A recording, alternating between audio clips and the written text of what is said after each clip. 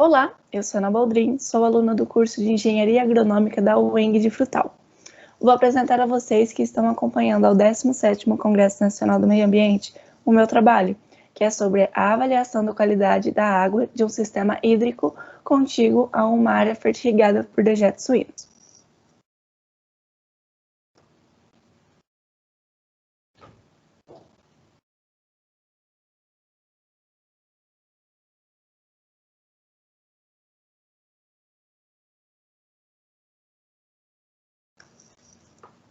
O trabalho se deu em uma área fertirrigada por dejetos suínos, e sabe-se que estes trazem grandes benefícios à produção, mas também possuem elevada carga poluidora. Por isso, é viável a investigação de possíveis danos ambientais no sistema hídrico próximo às áreas fertirrigadas. Então, o objetivo do nosso trabalho foi avaliar a qualidade da água de um sistema hídrico contíguo a uma área fertirrigada com dejetos suínos.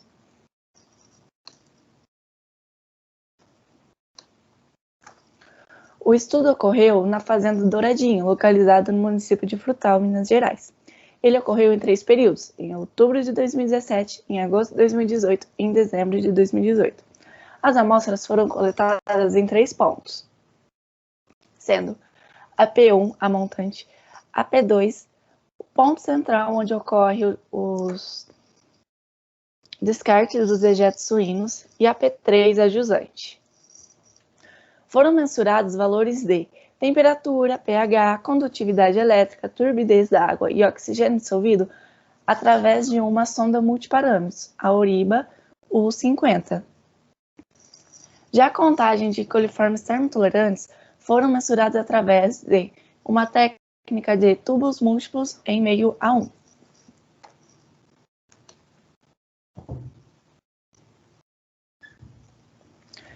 Quanto aos resultados obtidos, a temperatura da água se manteve de acordo com as condições ambientais.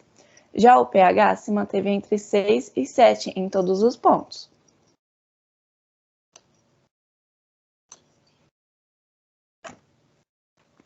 A condutividade elétrica se manteve abaixo de 35. Mostra, então, que há presença de matéria orgânica no local. Quanto à turbidez da água, ela se manteve abaixo de 8. Já o oxigênio dissolvido, ele se mostrou alto e adequado, pois estava acima de 5. E a contagem de coliformes termotolerantes, ele se mostrou baixo e adequado, pois apresentava menos de 1000 nmp. As variáveis apresentaram valores adequados para o sistema de irrigação da água doce, classe 2 da resolução CONAMA 357 de 2005. Concluímos então que o uso da fertirrigação com dejetos suínos no cultivo não inviabilizou a qualidade do sistema hídrico utilizado para irrigação das culturas, apresentando valores adequados para as variáveis condutividade elétrica, turbidez, oxigênio dissolvido e coliformes termotolerantes. Finalizo aqui a minha apresentação e agradeço a todos pela oportunidade. Qualquer dúvida pode entrar em contato comigo. Obrigada. Olá, meu nome é Jaqueline Souza Borges, eu sou aluna do curso de Engenharia Agronômica da Universidade do Estado de Minas Gerais, Unidade Frutal. O título do meu trabalho é Monitoramento das variáveis químicas da água dos reservatórios pertencentes ao Parque dos Lagos, Frutal, Minas Gerais, no período de seca. E estarei apresentando no 17º Congresso Nacional do Meio Ambiente.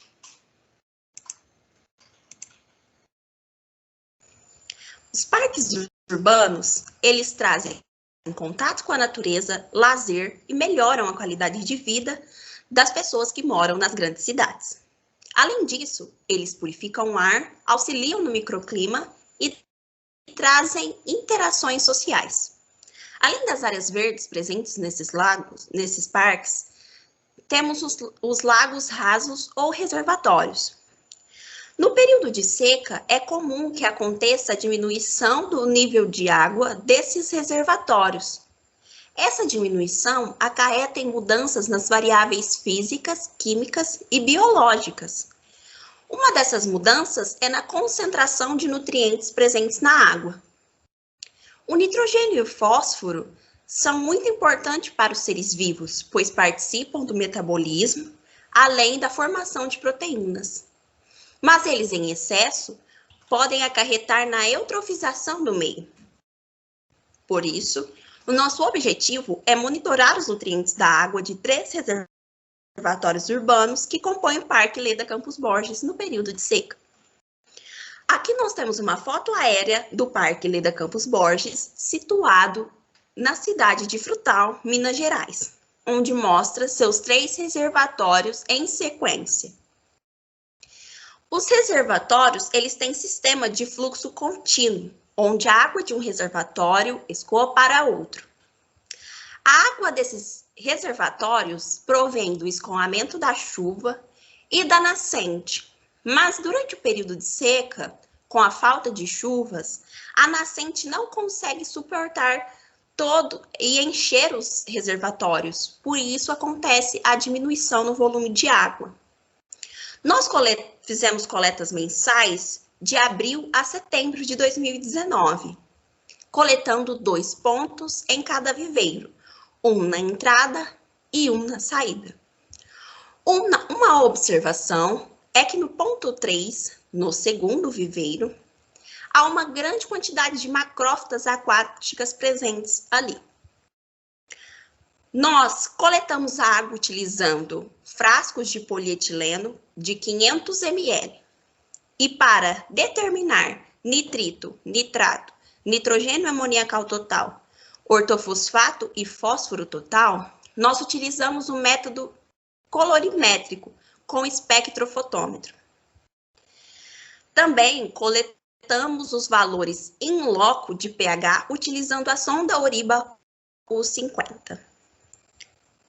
De acordo com os nossos resultados, nós podemos ver que em ortofosfato e fósforo total, nós temos um aumento entre o ponto IN 2, tanto em ortofosfato quanto em fósforo total, e uma diminuição no ponto 3, ou uma queda brusca no ponto 3.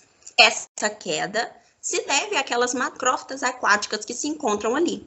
Elas assimilam fósforo para a fotossíntese. Nas variáveis de nitrogênio, como nitrato, nitrito e nitrogênio amoniacal total, nós sabemos que esses nutrientes são incorporados por meio de efluentes. Mas como a falta de chuva não traz esses efluentes para as águas, eles acabam tendo valores menores. O que a gente pode ver em nitrato, que tem valores altos em P1 e P2, e depois decaindo de P3 a P6. Em nitrito, valores altos em P2 e baixos de P3 a P6. E nitrogênio amoniacal, que tem valor alto em P3, mas baixo, muito baixo em P4. O nosso pH, suas médias se mantiveram menores que 8.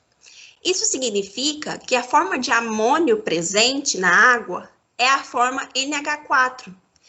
Essa forma, ela é a que traz menos toxicidade para os organismos.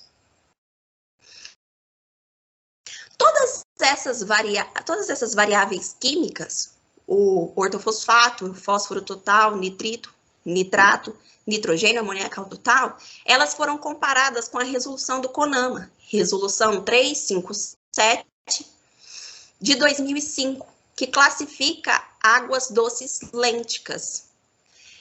Então, nós podemos concluir com esses resultados que as águas dos reservatórios do Parque dos Lagos se encontram dentro do esperado para águas doces de classe 2, de acordo com o CONAMA. Eu agradeço, assim, a oportunidade Muito obrigada e qualquer coisa, entre em contato comigo pelo e-mail.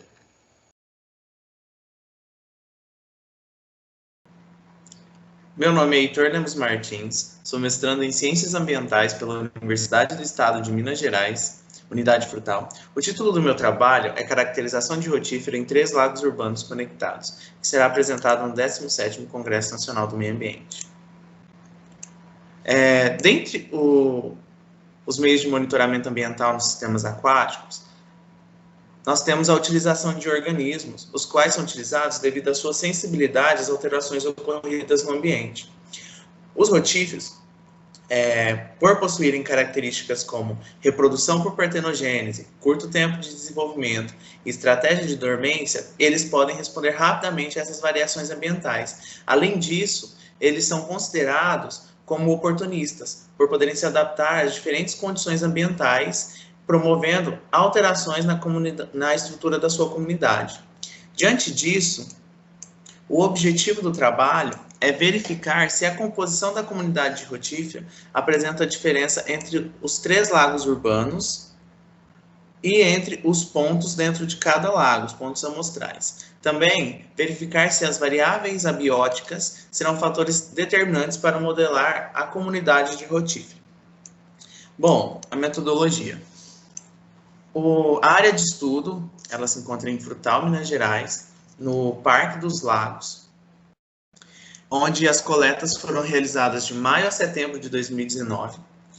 Os parâmetros físico-químicos, eles foram mensurados através de uma sonda ORIBA, uma sonda multiparamétrica ORIBA, e a coleta dos organismos se deu através de uma rede cônica com abertura de malha de 60 micrômetros, filtrando-se 20 litros no volume total e acondicionando essa amostra em um frasco de polietileno com formol a 4%.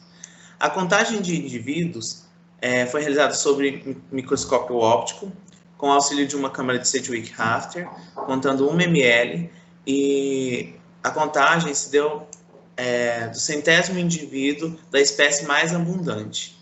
A estatística foi utilizada a PCO para visualizar a ordenação da composição da comunidade de rotífera. A Permanova foi utilizada para visualizar as diferenças na composição da comunidade entre os lagos e os locais de coletas, bem como a interação dos mesmos. E DIST-LM foi utilizado para ver a relação entre a composição de rotífera e as variáveis abióticas. Bom, os resultados, eles mostram que a proximidade a proximidade dos lagos não proporcionam condições liminológicas semelhantes, pois o lago intermediário, o lago 2, ele apresentou-se distintos dos demais lagos. Considerando o número de espécies encontradas em cada lago, foram encontradas 14 espécies no lago 1 e 13 espécies no lago 2 e 3. E a família Brachionidae teve maior representatividade dentro dos lagos, sendo que os gêneros mais representantes foram os brachionos e Lecane. Dentre os meios de avaliar a eutrofização dentro dos sistemas aquáticos, nós temos um quociente que foi proposto por Sladesek, que é a relação de brachionos e tricocerca, que no nosso estudo foi encontrado na proporção de 5:1, 5 brachionos para uma espécie de tricocerca, indicando que o lago ele está eutrofizado. Porém, a menor condutividade elétrica e o pH levemente ácido encontrado no lago 2, relacionado também com a menor densidade, aqui na tabela 1, como a gente pode ver, indica que o lago 2 possui uma atrofia menor em relação aos demais. Bom, a variação na densidade das populações de rotífera é explicada pelos valores de pH e condutividade, de acordo com o teste marginal, que leva em conta uma única variável desconsiderando as demais aqui. Então, aqui nós temos o valor de P, que é significativo. No teste sequencial, a variável pH, junto à variável da condutividade, explicam em torno de 41% da variação da nuvem de dados. A PCO e a Permanova, elas confirmam que a composição da comunidade rotífera entre os lagos é distinta, e entre os pontos amostrais elas são semelhantes, e que diferentes variáveis foram principais modeladoras da composição da comunidade rotífera. Então, no Lago 1, nós temos o pH, modelando essa comunidade. No Lago 2, nós temos o oxigênio. E no Lago 3, a condutividade vai ser a modeladora dessa comunidade. Com isso, nós podemos concluir que os três ambientes estabelecem ecossistemas distintos. E para esses ambientes, as variáveis pH, condutividade elétrica e oxigênio dissolvido compõem um melhor modelo para explicar diferenças na composição da comunidade rotífera entre os lagos. Agradeço a CAPES pela bolsa de mestrado concedida e a oportunidade de estar apresentando o trabalho no Congresso. Muito obrigado.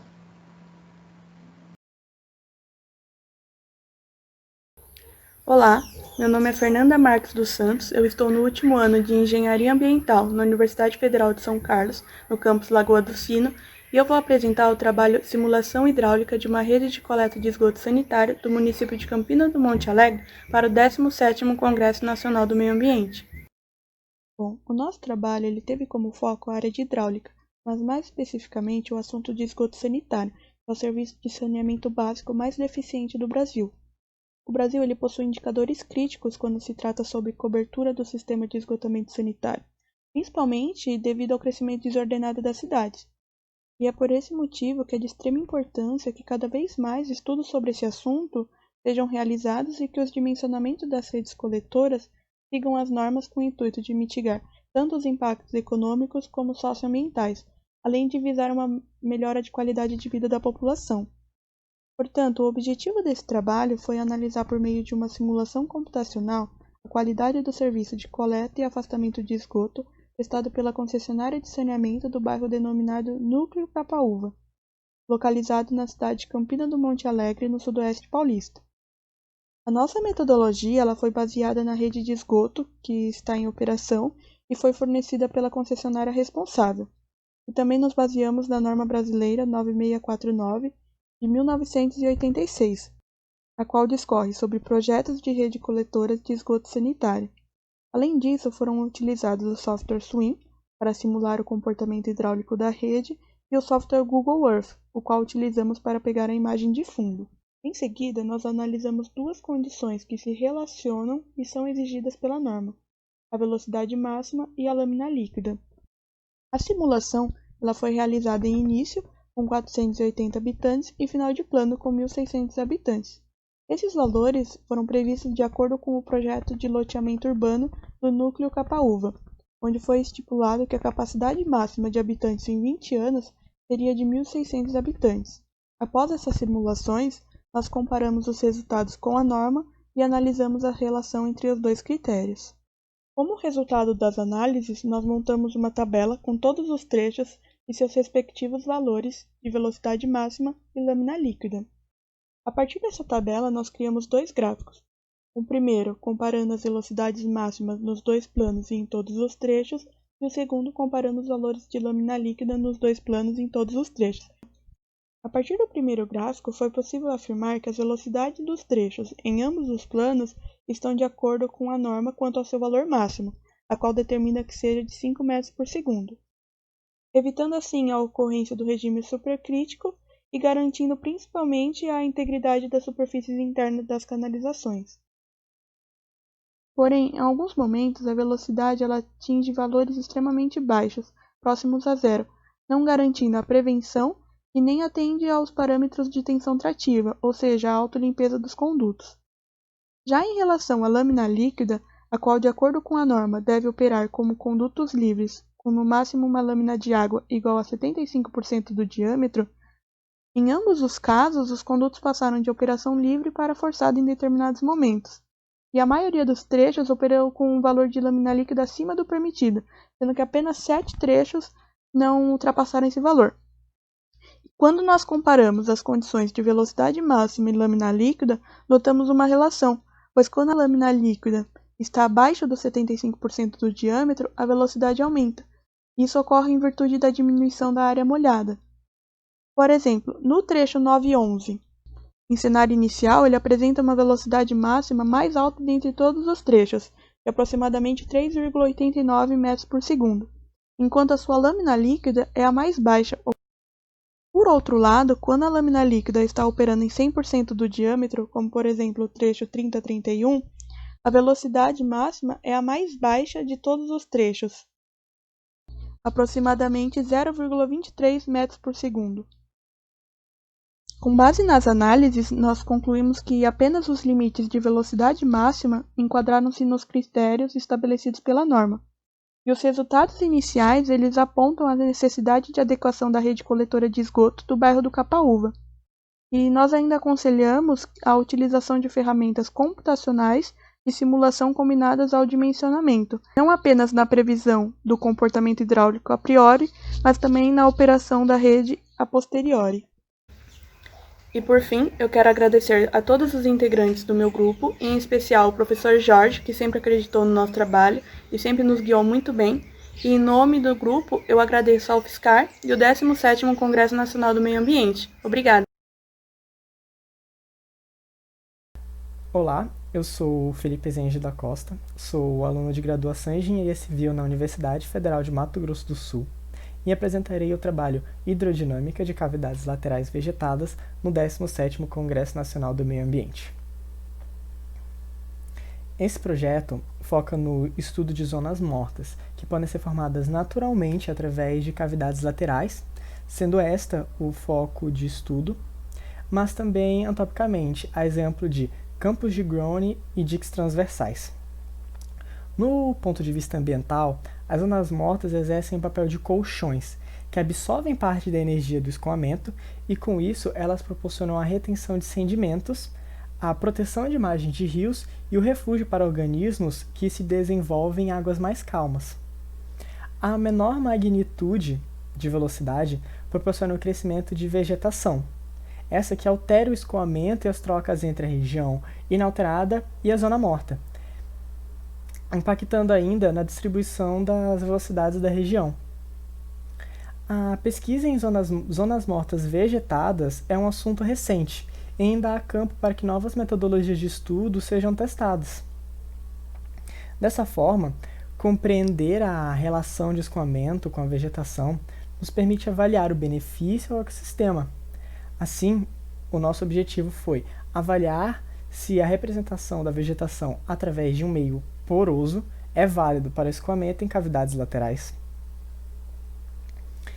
A geometria do estudo foi constituída por um trecho de um canal com uma cavidade lateral baseada em Xiang de 2019, sendo a profundidade do canal igual a 0,1 metro, a largura igual a 0,3. Na cavidade, o comprimento é igual a 0,25 metros e a largura a 0,15 metros. Para as condições de contorno, o plano longitudinal, que passa em y igual a 0, e o topo do canal, em z igual a 0,1 metro, foram definidos como paredes de deslizamento livre. As paredes do canal e da cavidade foram caracterizadas como paredes hidraulicamente lisas de velocidade nula. A entrada do canal, x igual a 0 metros, recebeu um perfil de velocidade previamente desenvolvido em uma simulação periódica. O plano que passa no final do canal, em x igual a 1, foi considerado como uma saída, na qual o gradiente de velocidade é igual a 0. Também foi colocado um modelo de meio poroso para representar a resistência da vegetação de forma isotrópica, ou seja, o modelo aplica a resistência igual em todas as direções. Esta é uma forma simples de representar a resistência exercida pela vegetação ao escoamento e assim efetiva uma captura de efeitos na hidrodinâmica conforme o real. Esse meio poroso ele é governado pelo método de Das-Frontheimer, composto pelo coeficiente de resistência viscosa e inercial. Os coeficientes foram calculados pelo método de Ergun e de Sonnenwald, de 2017, utilizando os dados de desenvolvimento de vegetação a partir do caso 2, de Chiang, de 2019. O modelo numérico foi simulado no software comercial Fluent, versão 14, utilizando-se o método de volumes finitos para discretizar as equações governantes de conservação de massa e de quantidade de movimento. O modelo de turbulência utilizado foi o de Datted Edge Simulation. A simulação considerou a variação no tempo e rodou por 350 segundos, tempo suficiente para a estabilização do escoamento e cálculos de médias temporais. O escoamento dentro da cavidade tornou mais lento quando comparado com o canal principal. O alto gradiente de velocidade formado da entrada da cavidade, em y igual a 0,30, originou uma camada de cisalhamento que acarretou na formação de vórtices, e esses vórtices foram carregados para o interior da cavidade, formando um único sistema de circulação. A fim de fazer uma comparação da simulação com os dados experimentais e os dados de velocidade longitudinal, velocidade longitudinal U, a velocidade longitudinal U foi extraída ao longo da cavidade no plano Z igual a 0,6 e comparado com os dados reais. O perfil de velocidade ele é mostrado e comparado com os dados numéricos na figura 3. Podemos perceber que na entrada da cavidade, onde y menos y0 dividido por h é aproximadamente zero, a velocidade é de aproximadamente 2,4 o Uzão, e ela vai decaindo conforme ela se desloca para o interior da cavidade. No ponto de y menos y0, aproximadamente 1,4, temos velocidade de menos 0,1 Uzão, indicando a presença de um vórtice. A curva de simulação atual, em laranja, se adequou muito bem aos valores experimentais, que são os pontos pretos. Isso significa que o método de cálculo de coeficiente do meio poroso conseguiu representar a vegetação na simulação e produzir resultados condizentes com os experimentais. As características hidrodinâmicas na simulação se ajustaram bem aos dados experimentais, demonstrando que o meio poroso isotrópico representa uma boa aproximação dos valores reais.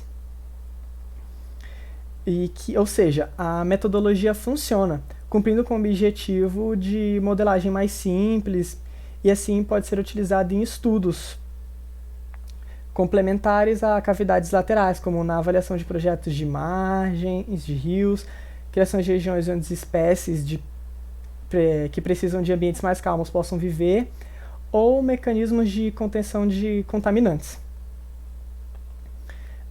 Essa foi a minha apresentação e eu agradeço a todos pela atenção. Olá! Eu e outros pesquisadores submetemos este trabalho no 17º Congresso Nacional do Meio Ambiente, em Poços de Caldas, com o trabalho de título O Potencial Bioindicador do Fitoplâncton na Bacia do Rio Doce, a diversidade em área impactada e não impactada pelos rejeitos da barragem de Fundão, em Minas Gerais. Eu me chamo Estela Pereira Pacheco, sou graduanda em Ciências Biológicas pela Universidade do Estado de Minas Gerais, faço parte do Laboratório de Zoologia e Ecologia pela Universidade. E este trabalho compõe um projeto maior de recuperação do Rio Doce. Então, este trabalho tem como área de estudo a bacia do Rio Doce, que foi afetada pelo maior desastre ambiental da história do Brasil em 2015, que foi o rompimento da barragem de Fundão. Já a comunidade fitoplanctônica, ela compõe a cadeia trófica dos ambientes aquáticos, por serem organismos primários. Então, elas respondem com fidelidade às alterações e mudanças no ambiente. Então, geralmente, ela é utilizada como bioindicador de qualidade de água.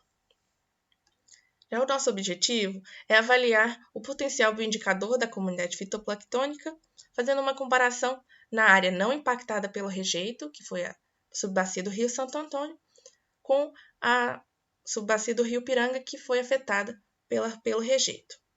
Nossa metodologia, nós fizemos as amostragens no período de seca, que corresponde ao mês de julho de 2018. Tivemos 10 pontos na subbacia do Rio Santo Antônio e 13 pontos na subbacia do Rio Piranga. Utilizou-se uma rede de plâncton de 20 micrômetros de abertura em malha e os organismos foram identificados até o menor nível taxonômico possível através do microscópio óptico. Nos nossos resultados, nós identificamos 185 taxas e podemos ver aqui na curva de acúmulo de espécies a riqueza de espécies em pontos amostrados. Então, em azul, nós temos a subbacia do Rio Santo Antônio, com 33 taxas por ponto, e em vermelho, uma queda muito grande na subbacia do Rio Piranga, com uma média de 7 taxas por ponto. Já tivemos também no Rio Santo Antônio o predomínio de Zygnematophyceas, com 56 taxas, e de Bacillariophyceas no Rio Piranga. Já podemos ver na segunda figura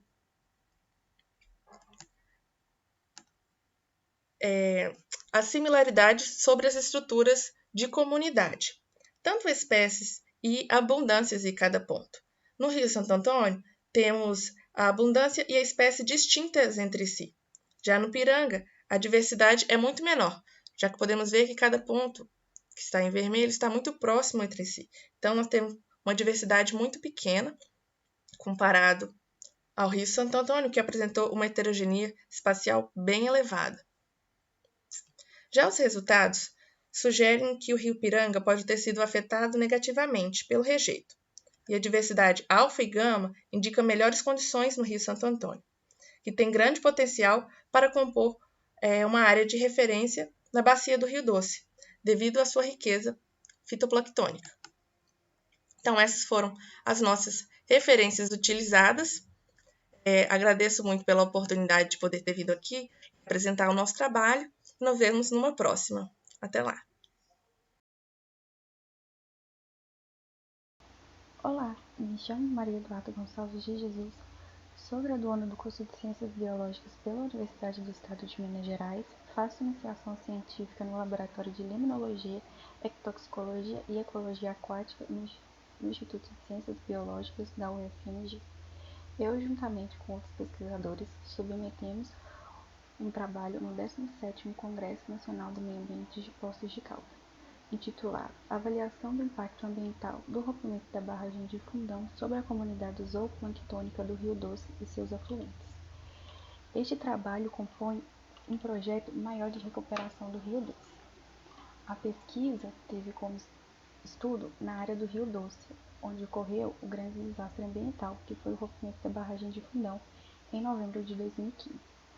A lama causou impacto em várias comunidades aquáticas do Rio Doce, sendo a comunidade zooplanctônica uma delas. Ela é formada por diferentes grupos taxonômicos, sendo eles Cladócera, Copépoda, Rotíferos e Protozoa. Essa comunidade apresenta grande sensibilidade a mudanças no ambiente, possui uma resposta rápida aos impactos causados nela e, por essa razão, são passíveis de ser utilizados como indicadores da qualidade ambiental. O objetivo dessa pesquisa foi avaliar a estrutura da comunidade zooplanctônica em pontos impactados e não impactados pelo rejeito, buscando identificar como ela respondeu a este impacto. A metodologia usada foi: amostras foram coletadas em 2 subbacias, sendo a subbacia do Rio Piranga, que foi impactada pelo rejeito, e a subbacia do Rio Santo Antônio, que não foi impactada e é considerada como área de referência.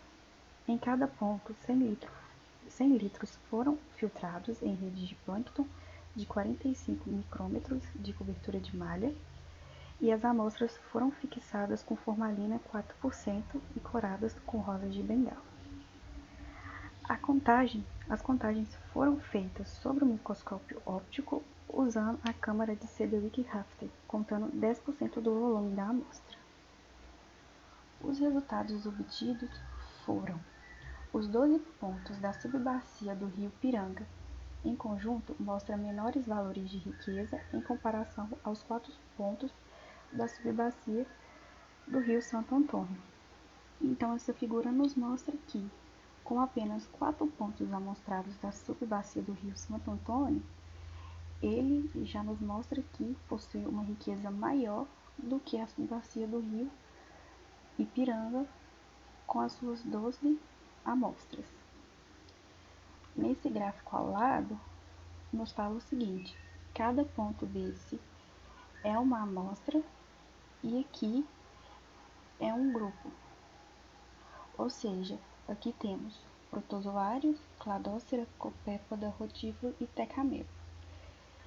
Então, o ponto que está mais para cá da seta de cladócera significa que ele possui uma abundância maior desse tipo de organismo. Então, por exemplo, esse ponto do rio Piranga, ele está para cá da seta de protozoário. Então, ele tem uma abundância maior de protozoários. Sendo assim, observamos que os pontos do rio Piranga, a maior parte deles estão aqui.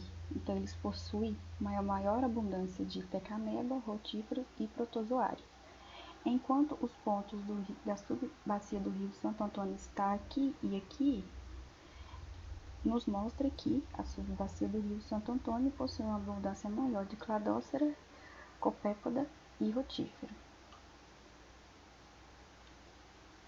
Aqui temos algumas fotos que foram tiradas durante as análises das amostras com alguns representantes dos grupos. Aqui temos a moina e o bosmina, que fazem parte dos cladóceras. Aqui temos a queratela, o bidaloideia, a queratela está aqui, o bidaloideia, que fazem parte dos rotíferas. Temos um calanoida e aqui do lado temos a Centropix aculeata, que faz parte das tecamebas. Com isso, chegamos à seguinte conclusão: que a alta densidade de rotíferos e tecamebas indica que a subbacia do rio Ipiranga possui uma grande contaminação por efluentes não tratados, já que os rotíferos são considerados oportunistas e são associados a ambientes eutrofizados. E vários estudos mostram que as tecamebas apresentam uma grande resistência a ambientes contaminados por resíduos químicos e derivados de atividades de exploração mineral. E já a subbacia do rio Santo Antônio, que não foi atingida pelo rejeito de minério de ferro, apresentou uma maior abundância de organismos considerados bons indicadores, que foram os copépodes calanoides. Sendo assim, a predominância desses organismos pode estar relacionada com a característica oligotrófica dessa subbacia de referência. Aqui estão as referências que foram utilizadas para esse trabalho. Agradeço a oportunidade de poder estar apresentando o nosso trabalho nesse congresso. Até a próxima. Abraços. Olá, meu nome é Ana Luísa Franco, eu sou mestranda do Programa de Pós-Graduação em Ciências Ambientais da Universidade do Estado de Minas Gerais, Unidade Frutal. O título do meu trabalho A mudança de uso da terra afeta os serviços ecossistêmicos, remoção de esterco por besouros rola-bosta na Amazônia. Os besouros rola-bosta são insetos que utilizam fezes de outros animais como recurso alimentar e de nidação. Quando eles alocam esse recurso e enterram ele no solo, eles acabam promovendo serviços ecossistêmicos muito importantes, como melhorias nas propriedades físico-químicas do solo, ciclagem de nutrientes, dispersão secundária de sementes e controle biológico. Ecossistemas complexos, como as florestas primárias, quando são substituídos por sistemas mais simplificados, como as áreas de pastagem e de agricultura, acabam simplificando também a comunidade de besouros rola-bosta, interferindo na provisão de serviços ecossistêmicos gerados por esses insetos. Então, o objetivo foi avaliar o impacto das mudanças de uso da terra na taxa de remoção de esterco por besouros rola-bosta. Esse trabalho ele foi realizado na Amazônia e foram selecionados 5 sistemas de uso da terra: a floresta primária, a floresta secundária, agrofloresta, agricultura e pastagem. Foram selecionados 5 pontos amostrais e em cada um desses pontos amostrais, em cada sistema de uso da terra, foi colocado um bloco de fezes de 100 gramas. Esse experimento ele consistiu em 24 horas e a cada 4 horas era tirada uma foto desse bloco de fezes, que depois foi analisada por um software para calcular a porcentagem de remoção de esterco em cada tempo. Depois, esses dados foram analisados utilizando modelos lineares generalizados com análise de contraste e submetidos à análise de resíduos para verificar a adequação da distribuição de erro. Como resultado, a gente observou que a remoção de fezes pelos besouros escarabeíneos foi significativa ao longo do tempo para todos os sistemas estudados. A maior taxa foi encontrada na floresta primária e a gente pode observar que nas primeiras 4 horas nenhum dos sistemas diferenciou. Após 8 horas, a floresta primária ela já começa a apresentar essa maior remoção de esterco. E, além disso, a floresta primária foi o único sistema onde houve 100% da remoção das fezes. Isso pode ocorrer porque esse sistema ele apresenta uma maior riqueza, maior abundância e biomassa de espécies. Esses atributos de comunidade eles vão diminuindo com a intensificação de uso da terra. Então, nós concluímos que a velocidade de remoção de esterco é maior na floresta primária, sendo o único sistema onde ocorreu total remoção do esterco, indicando que as mudanças de uso na terra afetam o funcionamento dos ecossistemas. Muito obrigada!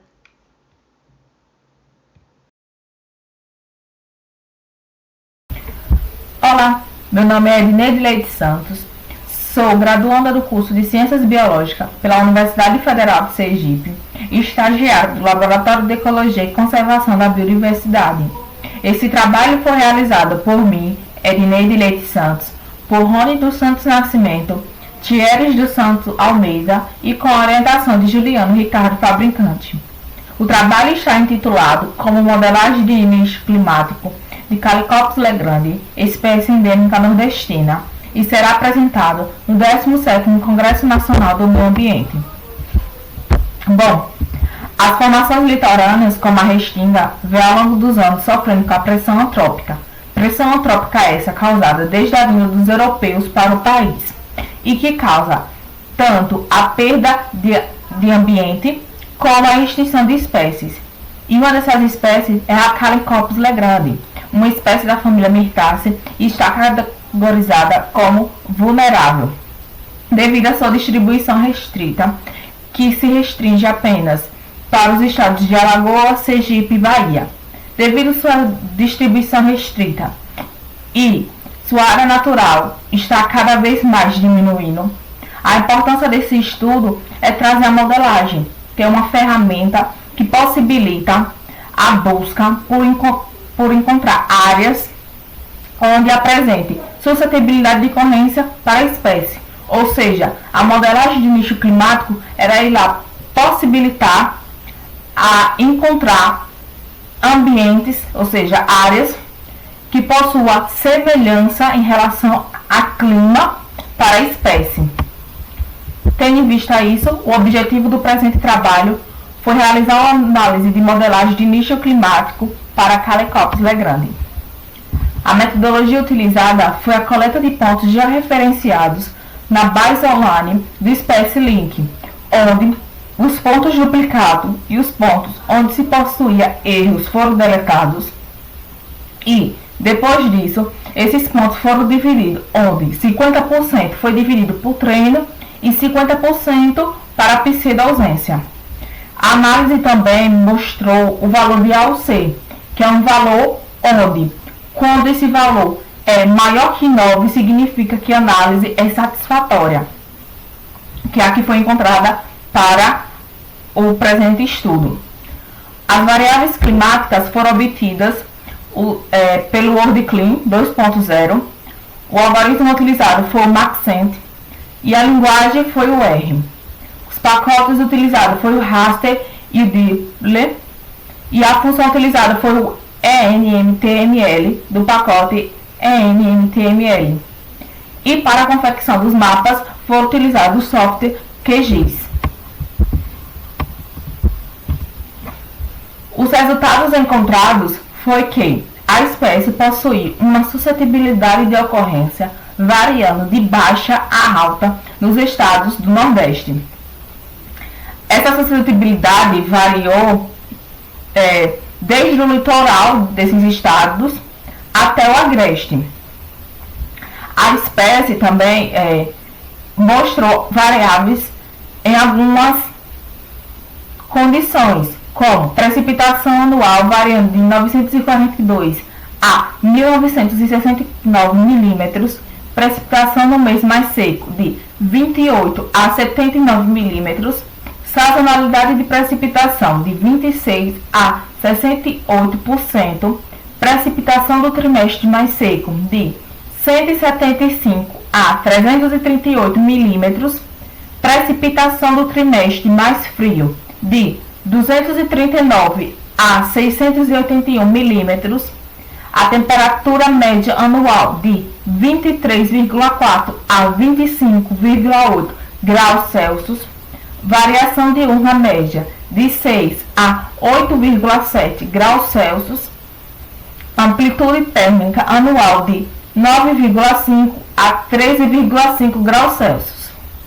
Os resultados também mostraram que as áreas onde a espécie possui uma alta suscetibilidade de ocorrência são áreas onde possui unidades de conservação, que são a área de proteção ambiental APA Litoral Norte de Sergipe, a Reserva Biológica de Santa Isabel, Parque Nacional Serra de Itabaiana, APA Litoral Sul de Sergipe, APA Litoral Norte da Bahia.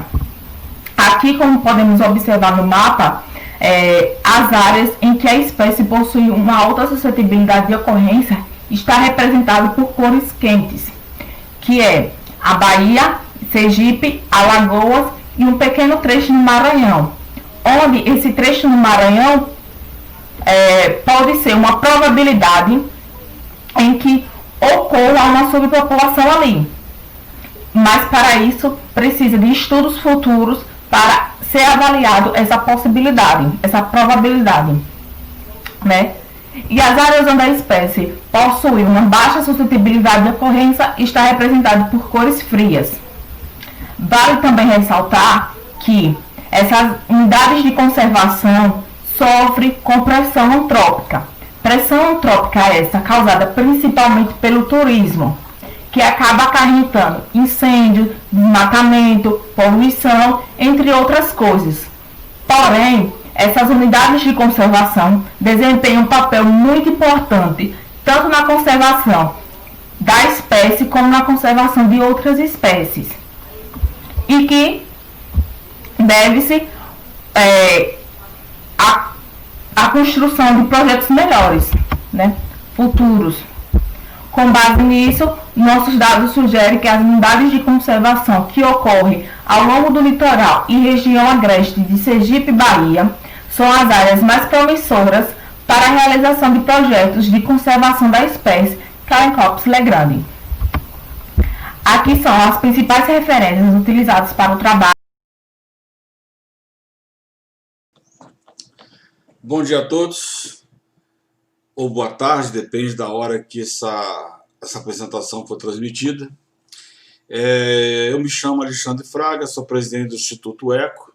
Nós somos uma OCIP que existe aí pelo menos há uns 20 anos, trabalhando na área de recuperação degradada e fomentando soluções para populações em estado de vulnerabilidade, principalmente no que tange à saúde e outras coisas mais.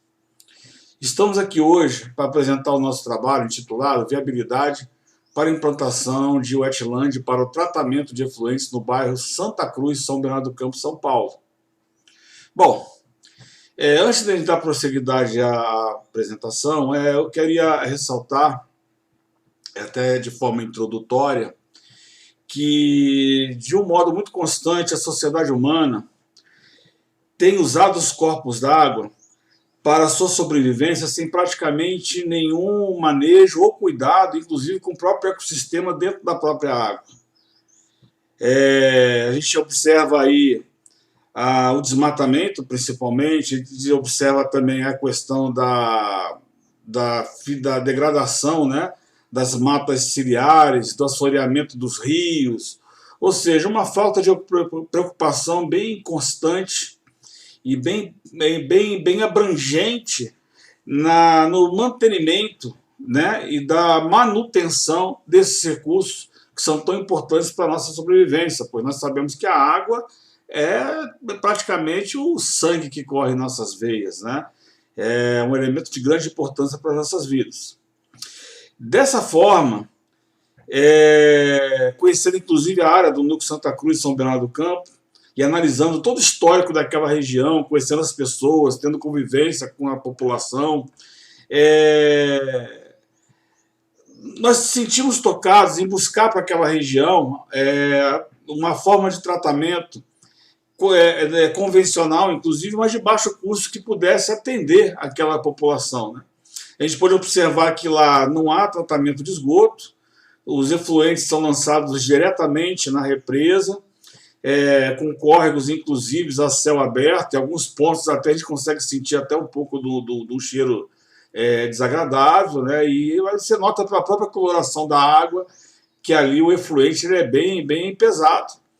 E pesquisando, a gente chegou a chegar a um número de mais ou menos 6.000 contribuintes, lançando aí os seus efluentes diretamente na represa Billings.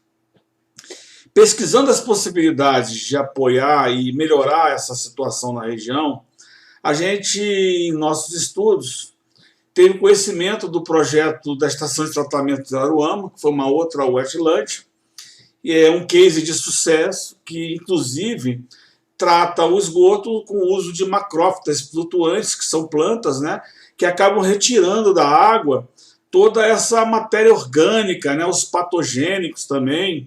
E o legal é que ele não ofende a paisagem do local, ele acaba se agregando à paisagem do local.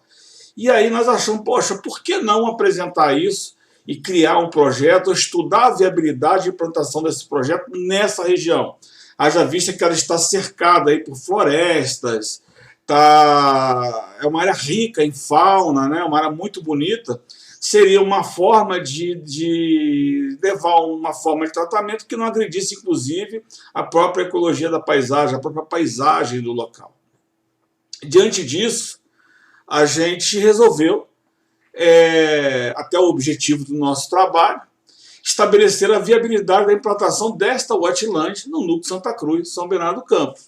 Como metodologia, a gente, primeiramente, fez um estudo geográfico da área, né, com algumas fotos aéreas, voos de drone, mapeando a região, mapeando o bairro, e o estudo hidrogeológico da área, né, o estudo também hidráulico da área, estudando os córregos, os efluentes, para onde eles convergiam, e, para nossa surpresa, nós pudemos observar que eles convergiam para um único ponto na represa, que, inclusive, já é seccionado da massa maior de água por uma transposição, por uma passagem de veículos, ou seja, todo o esgoto é lançado num braço praticamente isolado dentro da própria represa.